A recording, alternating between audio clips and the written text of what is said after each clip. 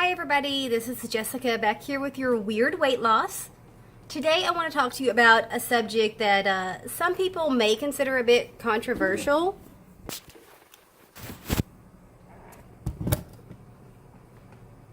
Hi everybody, I'm Jessica and welcome back to my channel Weird Weight Loss.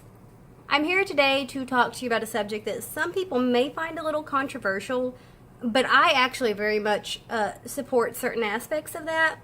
And what we're going to talk about today is medical aids to weight loss. By that I mean various medications or chemical things that you can take that will assist you with your weight loss. Now, I mean, there are both some pros and some cons to using some kind of medication to help you. In general, you know, they're very effective, at least the ones that you get from your doctor are. And they can really jumpstart your weight loss, and they can really give you a confidence boost to get started and to use that time period to really relearn how to eat without dealing with constant cravings and hunger all the time. On the negative side of things, they can be hard to obtain. The laws for these sort of prescription medications vary from state to state, country to country, obviously. The amount of time you can stay on them can vary. A lot of doctors don't approve of them, so oftentimes, like your general family doctor, he may not be willing to prescribe it, especially if you are not morbidly obese. However, there are weight loss clinics that specialize in this kind of thing that will work with you. Now, as I said, with the laws varying from state to state, sometimes if your BMI, your body mass index, is too low, in some states you can't legally get some of these medications at all. I live in Texas and I don't have that problem. My doctor will keep me on the medication that I'm on until whenever I reach my actual weight loss goal. They can be expensive depending on which ones you get and where you get them from. They're not good for people who are, for lack of a better word, lazy, because while they do help you, if you don't use that time period to learn how to eat properly and learn how to have portion control and a healthy lifestyle, then when you get off the medications, you're likely to gain it all gain all of it back. It's not a magic pill. You're not just going to sit there and eat it, take it and then eat everything you want and the weight's just going to magically fall off of you. You know, most of them are appetite suppressants, and so it's just going to make it so that you're not as hungry. You're still going to have to watch what you eat. You're still going to have to count your calories, log and track what you eat, or you're not going to be successful. There's also the issue of there kind of being a stigma against that, where people don't want to admit that they've taken them, or they're worried about how people will judge them. I don't care, because if you want to judge me, judge me. I mean, that doesn't really affect me at all. I'm a confident person in that regard, and I don't really care what you think about me. The other negative is that some of these medications, while they may work very well the first time you take them, if for some reason you gain the weight back, they may not work the second time, because your body does adjust to them. For example, I hear of ladies who do really well, and then maybe they get pregnant and have a baby or something, and then they try to get it off again, and it doesn't work anymore. So you really have to take advantage of that opportunity to, use that medication to its fullest extent the first time you're on it. And don't think, oh, well, if I gain weight, I'll just go back on the medicine and it'll help me again. So I'm going to talk about a few different types of these medicines. And the first thing I want to talk about are your over-the-counter things that you can get. These are generally things which are not approved by the FDA, which means there is no outside agency which has tested them for safety or efficacy. You don't know how well they work. They could basically be snake oil, as we call it in the South, just something that's a placebo.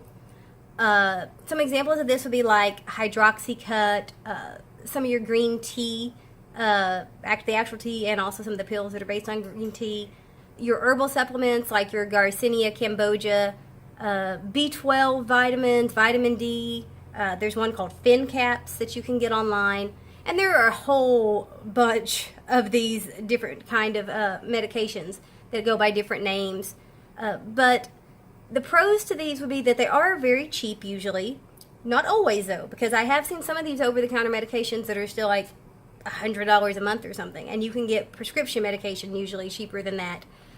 They do tend to be safe, because anything which is strong enough to be dangerous is usually regulated by the FDA. The side effects are usually not very severe. You can go down to Walmart or the pharmacy and get them without any problem. The vitamins like B12 and vitamin D They are things your body needs. They're healthy for you. They do give you energy. Quite a few of these type of pills actually give you energy because many of them contain a lot of caffeine. And often that's really the only thing that is in them is the extra caffeine. Now, things like green tea can help curb cravings. I often have a cup of hot green tea if I'm getting a little bit hungry and I know I really don't need to eat yet. So they can be helpful. But as to the cons, as I said, they're reasonably ineffective usually. They may give you a very, very slight advantage, but it's not going to be like what you're going to experience with a prescription medication. Because anything which is strong enough to really like hit you hard is going to be regulated. They're not going to just let you buy things like that over the counter. And as I said, some of them are more expensive than the real, for lack of a better word, weight loss drugs. And oftentimes also you don't know what's in these medicines. Because as I said, they're not very strongly regulated. And so you could be taking anything. You have no idea what is in these. Now, there are FDA-approved weight loss medications and prescription-only medications. To my knowledge, and I may not be 100% correct on this, I'm fairly sure the only over-the-counter FDA weight loss medication is Alli, also known as Orlistat. Now, the way that Alli works is it basically blocks a percentage of the fat you eat and makes you pass it through you. It's over the counter, and so it's very easy to attain. However, it is reasonably expensive. And I did try it once many years ago before my successful massive weight loss. And I'm just going to say I would never recommend it because it causes anal leakage. Do you hear me? Anal leakage. You will look like someone has sprayed taco sauce in your panties because all of that fat that it blocks goes straight through your system, and like you think that you need to pass gas and you really pass like a half cup of taco sauce and you stain your panties or your pants, and it's just incredibly disgusting. And it really, it's not that effective long term because it doesn't teach you portion control. It doesn't teach you how to manage a diet long term. It just says, oh, well, eat what you want and I'll block a little bit of the fat. So to me, it's just not really worth the cost. It is definitely not worth the side effects. Now, when you get into your prescription medications, by far the most well-known and popular is going to be phentermene. It's also known as adipiex is the brand name. Now, there's a little bit of controversy over phentermene because several years ago there was another medicine on the market which was called fen-phen. And fen-phen was a combination of phentermene and fenfluramine. And that was taken off the market because it was causing people to have some really negative side effects in relation to their heart, and it was found to be very seriously dangerous. However, phentermene by itself is still on the market, it is still legal, and it has not shown the same degree of negative side effects that you would get with the old fen-phen medicine. It's very, very effective. And by the way, this is what I take, so I do have a lot of experience with this medication. It is so strong, it will make it where, especially the first couple of weeks, like you don't want to eat at all. And you can drop a lot of weight really quickly because you're just not hungry. It's not expensive. Depending on where you get it, if you go through your primary care doctor and you're able to get it through them, or maybe your OB-GYN or an endocrinologist or somebody like that, all you're out is your copay and then your prescription costs. Now, most insurances won't cover it, so you are probably going to have to pay for it out of pocket. However, it's not terribly expensive. It runs about $40 for a 45-day supply. And if you have the app called GoodRx, there are coupons on there, and you can get it down to about $13, depending on where you go and what pharmacy that you have it filled at. Now, I do know that some weight loss clinics will insist that you get your medicine directly from them, and some of those can be kind of pricey because they're basically trying to make money off of you rather than letting you go buy it on your own and bargain shop for it. But the great thing about it is that it really curbs your appetite, so you can kind of reset your stomach. Like, you are so used to eating all that food and you don't understand how you could possibly eat much less and not feel starving all the time. But this food allows you, or this medicine allows you to eat a reasonable amount of food and still feel very full. And many people often say they have trouble eating enough, which, as I've said before, I don't believe there's any such thing as eating too little when you're dealing with being overweight, but some people disagree with that. But either way, it also, for some people, does give them some extra energy. I did not get that effect. It just didn't work for me. That's just a chemical thing. It works differently with different people. The another really good thing about it is that in some states you can get this online. However, when I say that, I'm not talking about going onto Amazon or eBay or someplace like that, because anything you buy there is fake. Okay, this is a controlled substance. This is like this far removed from like illegal drugs like speed and meth. Okay, now I'm not saying it is speed or meth. It's not. Okay, this was not made in someone's bathtub. Okay, this is real FDA approved medication, but it is an amphetamine class medication. And so you don't want to just get this from just anybody. You want to get it from a reputable pharmacy or weight loss clinic, from a doctor. Most of the stuff online is just completely fake. However, in some states you can see doctors online. They legally recognize virtual visits with a doctor. And there are a couple of different reputable websites that you can use for this. There's one that's called Doctor to Help, I think. And there may be a couple of others. If you go on to some of the Facebook groups for phentermene support, there's some really good information on the best ways to acquire the medicine. Now, despite the fact that it is a very, very effective medicine, it does have a lot of negatives to it. You know, I mean, it's, as I said, it can be hard to get. Your primary doctor may not want to give it to you. There may not be a weight loss clinic close to you. But even though it is in that amphetamine class of drugs, which can really bother people, just the concept I think bothers people, but it's not an addictive medication, so that's good. And you have to remember that a lot of prescription medications are in the same class as illegal medications. I mean, your opioid painkillers are very close to illegal medications also, but it's not the same thing. You know, it's being manufactured in a safe manner and prescribed in a safe way by health professionals.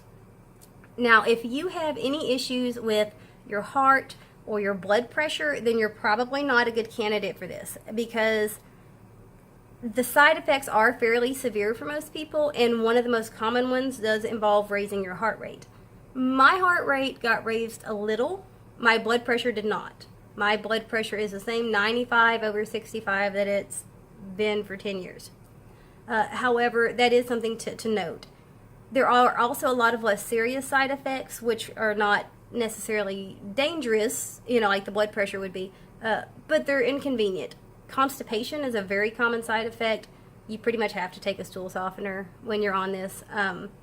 Dry mouth, because for some reason this medicine has a very dehydrating effect, and you have to drink a ton of water because you will feel like you are so thirsty all the time. You'll feel like you cannot get enough water in you, okay? And if you don't drink enough water, you can get like bladder spasms sometimes. At least I do, which I'm prone to bladder spasm anyway, so maybe that's why. But I really notice if I don't drink enough water. It can cause headaches. It can cause some acid reflux. Those are generally worse the first couple of weeks that you're on the medicine until you adjust to it. For me, I did have a certain amount of fatigue, where I would come home and I'd be very, very tired. Usually it is the opposite, but I have heard a fair number of people report the fatigue also. It can cause insomnia, especially if you take it too late in the day. And despite being fatigued, I also get the insomnia. So, like, I'm really tired, but I can't sleep. It can make you a little bit irritable or a little bit more emotional. And if you are taking any kind of mental health medication for depression or anxiety, there are some of those medicines that it can interact with negatively, which is why you would want your prescribing doctor to know everything that you take. And if you are in general prone to anxiety or things like that, it can make it worse. Some people have said that they couldn't take it because it was just making their anxiety too bad. As I said earlier, it can be very limited in certain states. So, you know, some states you can only take it if your BMI is over a certain number. You can only take it for 3 months. Different things like that. Okay, so as I said, I'm in Texas. It's not very limited here. I can take it as long as my doctor wants to keep me on it. And my doctor said I can stay on it until I'm done losing weight. If I only had 10 pounds to lose, she would be fine with me taking it.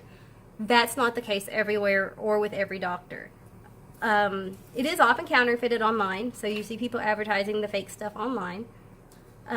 One kind of important thing is that it can show up as an amphetamine on a drug test. If you are being drug tested for school or work, that is something you need to know. However, as long as you have your prescription with you and you can show that, in most cases you're going to be okay. But I'll put a caveat on that because, like, I work for the government and they're much more strict on what we can and can't do and what we can and can't take. So just because we have a prescription for something doesn't necessarily mean that they're okay with it. Now, my job has not personally had an issue with it, but I do know of other people who did have issues, especially people who operate like heavy machinery and things like that. So you definitely want to check the rules with your company as to what kind of medications you are or aren't allowed to take, because that is a very important thing. And then, as I touched on earlier, there is a stigma attached to it, both because of its similarity to certain illegal drugs, but also just because in general they think, oh, well, you're just being lazy, you don't want to do the work.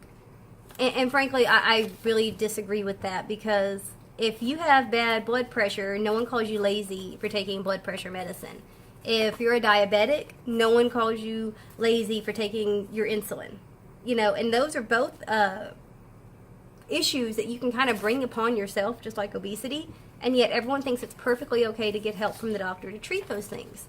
But when it's about obesity, which is also a medical issue, all of a sudden, no, you should do it on your own. You should be strong.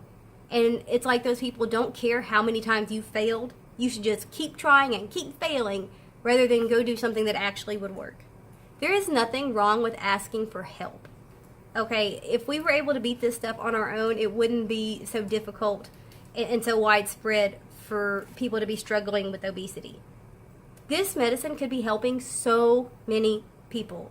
I mean, I really feel that a huge number of people could conquer obesity if they even knew this medication existed. And a lot of them have never heard of it. Or they're afraid to take it because they hear about the side effects or what have you. But I do believe in it really strongly. And if you think it's something that would help you, I recommend that you go see a weight loss doctor, or, you know, you can try your primary doctor. Like I said, they often don't work with it, but there are lots of reputable weight loss doctors that will help you. Now, there is another medicine that is called I'm going to say this wrong, phentermene, more commonly known as Bontril. It's very similar to Phen. I think it's got very similar active ingredients, but you take it multiple times per day instead of once in the morning. I understand that side effects are usually not as bad with it, but it also does not seem to work as well. Now, another medicine that a lot of people don't think of as a weight loss medicine is wellbutrin. Wellbutrin is also known as buproprion, and it is prescribed for a couple of different reasons. They do prescribe it to people who are trying to quit smoking because it tends to have an appetite suppressing effect, and it also interacts with the part of your brain that controls willpower, so it helps with cravings. And it can also give you a little extra energy. Now, those things are side effects, and they don't last forever. Once your body gets used to the medicine, it stops. And the phentermene is much the same. You know, once you get used to it, then it doesn't work as strongly anymore, which is why you really have to take advantage of your first few months on the medicine. But with wellbutrin, it's also used as an antidepressant. And it's unusual as an antidepressant because it does not work in the same manner as many other antidepressants do. A lot of them have a very sedative sort of effect. They can make you tired, they can make you gain weight, they can affect your libido. Wellbutrin is not really known for those things. Different people do react differently, and some people do get those negative effects, but generally it has a much more positive and uplifting sort of effect and tends to be more of an upper kind of medicine than a downer. And I actually lost my original massive weight loss with the help of wellbutrin. I lost 100 pounds in 5 months taking 300 milligrams of Wellbutrin XL every day. That was 10 years ago. I am still on Wellbutrin. The appetite suppressing effects did wear off within about 6 months for me. And since then, you know, it just keeps my my mental health in check, you know. And if you are overeating because of depression or mental health issues, then in that regard, it's also going to help you. Because many, many people suffer from obesity that is linked to their depression. And if you can treat the depression, you can often conquer the obesity as well. Good things about wellbutrin is that it's very inexpensive. Most insurance, it's like $15 a month. If you don't have insurance now, it's probably a little more expensive, but it's almost always covered by insurance if you have it, as opposed to the phentermene that is almost never covered. It's easier to get because it is considered a reputable, well-known medicine that is very trusted by most doctors. It's not an incredibly strong antidepressant, so they're much more quick to prescribe it to people. And if you battle with just an addictive personality in general, and if that's part of your weight issue, then it's going to help with that. If you're a smoker, as I said, it's going to also help you with quitting smoking. And a lot of people gain weight when they quit smoking, so it helps offset that for those people. The only real negative effects to wellbutrin are that you may be one of those rare people who has the opposite sort of side effects. It can cause some insomnia. My first 2 weeks, I had really bad insomnia, but it wore off pretty quick. The most serious thing to think about is that in very rare circumstances, instead of causing an antidepressant effect, it can make people worse. So if you have any sort of suicidal ideation or thoughts of harming yourself when you're on the medicine, then you need to stop taking it immediately. But again, that's not a common thing. That's another medicine that I really recommend and would suggest that people try. These other two medications, well, actually, I think there's 3 more here that I'm going to talk about. I don't have any personal experience with these medications, and if you want to know more about them, I would recommend that you look them up on the internet. The first is called belviq, B-E-L-V-I-Q. It's also known as lorcaserin. It affects the chemical signals in your brain that control appetite and satiety. My understanding is that it is only available to people who have a very high BMI. And from what I've heard, I don't believe that it's as strong as the phentermene. There is another one called qysmia. And qysmia is a combination of phentermene and topiramate or Topamax, which is a seizure medication. A lot of people do combine phentermene and Topamax as separate medications because from what I've heard, qysmia is very, very costly, I think. So I think it's probably just cheaper to take the 2 medicines separately. But that is something that's worth trying. And the last one I have here that I want to talk about is called contrave, which is actually a combination of wellbutrin and a medication called naltrexone, which, as we said, wellbutrin's an antidepressant. Naltrexone is usually something that is given to people who are dealing with addiction with alcohol or drugs. It helps with addiction in general. This one I have especially heard is very expensive, like over $100 a month. I don't know how good insurance is about covering it, but it is something that you can look into. As far as other aids to losing weight that would fall into the chemical category, there is what's called HCG, which is human chorionic gonadotropin. I'm sure I said it wrong. Which is something that's available either as a shot or in drops that you take orally. It's very controversial because it has been associated with this so-called HCG diet, which recommended that you only eat 500 calories a day.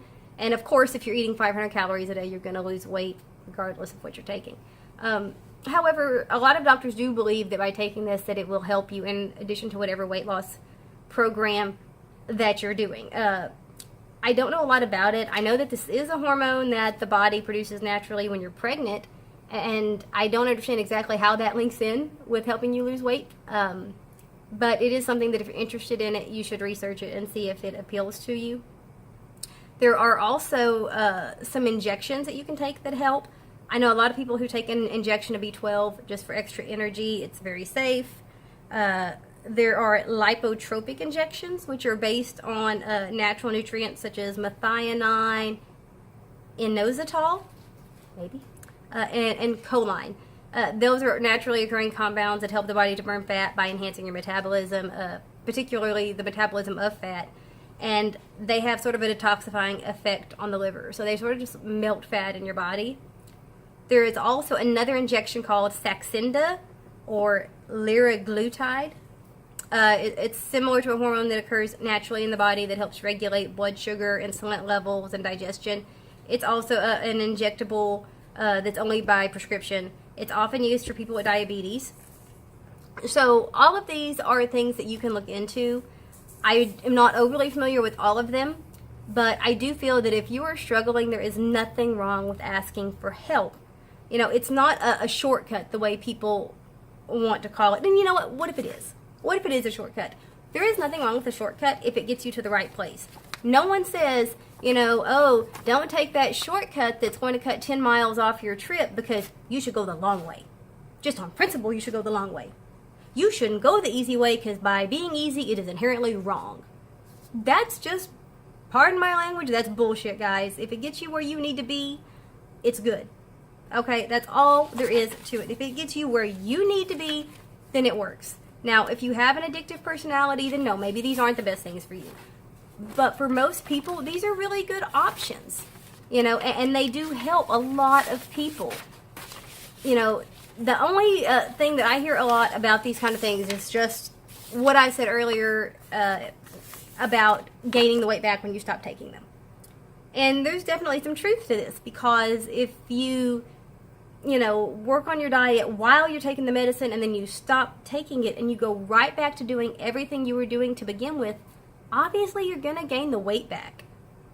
But like I said, it's not magic. You're not magically losing weight because you're taking this pill. You're losing weight because you're not eating so much. So as long as you make good changes to your diet that you can sustain when you get off of that medication, you're not going to gain the weight back. When you stop taking that medicine, you just need to keep counting those calories every single day, weighing and measuring that food, and you're still going to keep that weight off. I kept off my wellbutrin weight for, well, most of it I kept off forever, and what little bit I regained was, 8 years later. So these things can be very, very successful, and you should not let other people guilt you into not taking them based on some principle that you should just get over it. I mean, that's really similar to what we see with people who have chemical depression, where they're like, oh, well, just don't be sad anymore. Just get out of bed. Just don't be depressed. Okay, well, depression is in your brain. It's a brain chemistry problem. It's not an emotion. It's a disease that happens in your neurotransmitters in your brain, and it is not something that you can just deal with. That's not how it works. You need medicine to help it, just like you would need medicine if you were born, with diabetes or any other medical illness. There is nothing wrong with using medication to help you. And people who struggle with obesity often do have issues going on in their brain in relation to their neurotransmitters that, they have formed an addiction, a true chemical addiction. And conquering any form of addiction is very, very difficult. You really often need medical help. Even heroin addicts get methadone, okay? Don't you deserve at least as much help as they give to drug users? And I'm not trying to say that in a negative way, because if you're a person that's also struggling with alcoholism or substance abuse of some type, then, I'm sorry you're going through that, and I'm not trying to judge you for it. If you're getting the help you need, then that's great. But drugs and alcohol are something that you kind of have to choose to get into. You don't just accidentally, usually, unless you were, drugged against your will, you don't just fall into being a heroin addict. You choose to go take heroin, or you choose to take crack, or whatever it is. Eating is something we all have to do. You have to eat to live. So if you have that addictive personality on a genetic level, it's very easy for that natural activity that you have to do several times a day to grow into something beyond your control. It's not like you have to choose to take that first step. So I think that you deserve at least as much help as people who chose to start drinking, or who chose to start using, illegal substances of some kind. So you deserve help to conquer your problems. And if anyone else feels differently, you know what? Forget them. Or don't tell them. You don't have to tell them. They don't have to know. Just tell them you're watching your calories. I tell them, because I have nothing to be ashamed of about it. But if it bothers you, that's always an option. It's between you and your doctor. So I hope that this information on weight loss medication has helped you. There's lots of information on the internet where you can look this stuff up for yourself. I'm sorry I don't know more about some of those medications. I just haven't had a reason to, really have in-depth knowledge of them. But I definitely recommend that you look all of those things up and try to determine what's best for you. So until I see you guys next time, good luck on your journey. I hope you're all doing really well, and I'll see you next time.